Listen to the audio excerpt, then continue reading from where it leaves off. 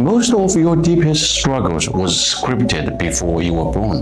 You didn't just inherit your parents' traits, you downloaded their actual nervous system. Think about it, your quick temper, that chronic anxiety, the urge to shut down when things get hard, that might not be your own weakness. It could be your brain running your parents or even grandparents, all the emotional software on a loop. This is the science of intergenerational trauma transmission. If your mother carried chronic stress or anxiety while pregnant with you, her stress hormones literally shaped your developing nervous system in the womb. You were bathed in cortisol before you even took your first breath. So you came into the world wired for high alert. And your father? His role was setting the emotional tone of your first world, your family. If he created an atmosphere of tension, absence, or unpredictability, that became your blueprint for what safe feels like. Let me give you a very short and real example. If your grandmother always used guilt and playing the victim to control the family, your mother likely learned that love is earned through sacrifice and overgiving.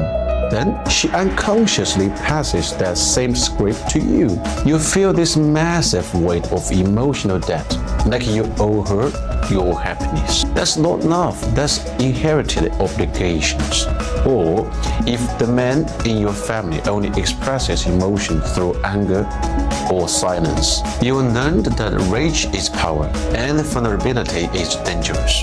So now, when you were stressed, your nervous system only knows those two old paths: explode or numb out. Here's the crucial truth. This is not your fault. This isn't about blaming your parents. They were running their own parents' software too. The breakthrough happens when you make one simple distinction. You have to learn to separate your authentic feelings from your family's historical echoes. When you feel that familiar wave of irrational rage or panic, pause, ask your body, does this feel ancient? Is this pain, or am I carrying someone else's old wound? That moment of awareness is you hitting the pause button on the family algorithm. You start to rewind. You tell your nervous system, we are safe now.